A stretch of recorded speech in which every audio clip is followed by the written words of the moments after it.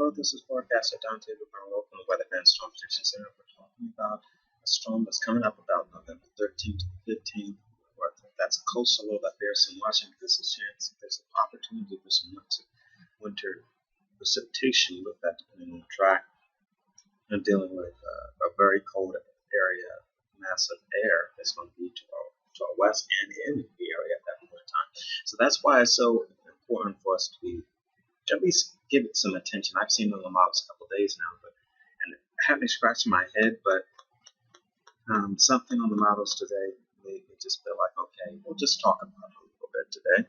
Now, here's why I think models might be a little bit wrong when it comes to placing it so far off the coast. Here's at hour 192. This is about Friday night, sometime around Friday evening. And you're seeing this high pressure system, this strong high, this polar vortex temperature is going to be downright cold for this time of year, 10 to 15 degrees below average with this cold air that's going to be coming down to the south. This really starts to invade around the 11th, 12th, 13th. Is when the cold air starts to infiltrate the east. Now you see this moisture in the Gulf of Mexico starting to develop. You see this little impulse of moisture. This is about where the storm will be, about right there.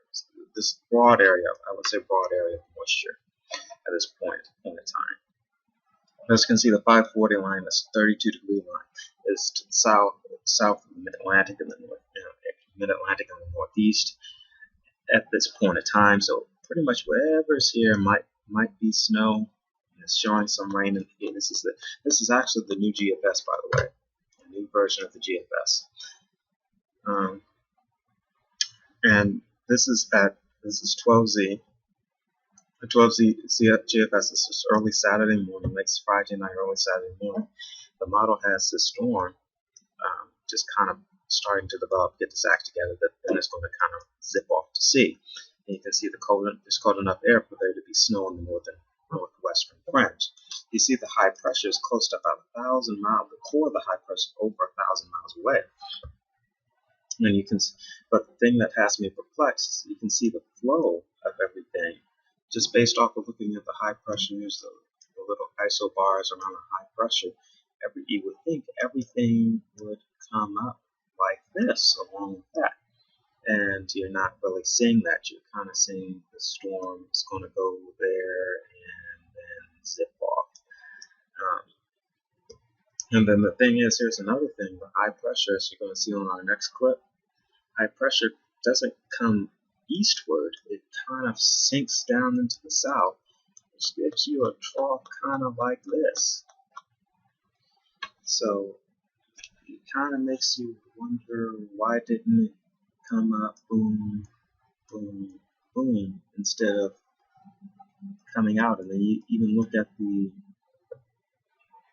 high pressure itself, you would think that would come up like that.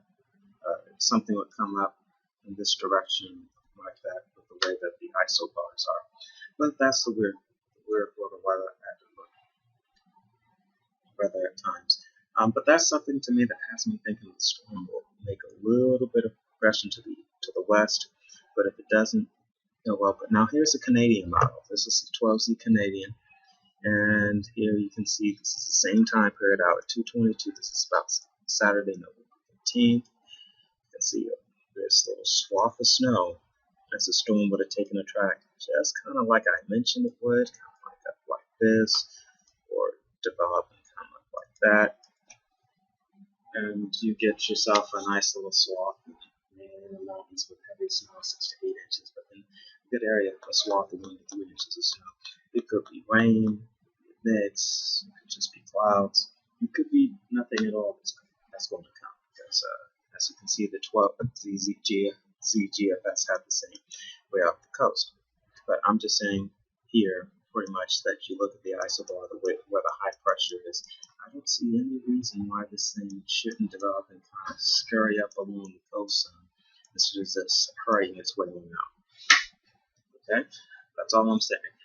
So we're just going to keep an eye on that, see what that develops. It did come a little farther to the west today than it was yesterday. So we're just going to keep an eye on it. Cold air is in place. will be in place at that time. No matter what happens, it's going to get downright cold in the eastern half of the U.S. About 10 to 15. Some places might even be colder than normal, especially if you're in the areas of Texas. Okay. So this is forecaster John T. Ruben from the Weather Van Storm Center, and stay warm out there. Some things are about to change.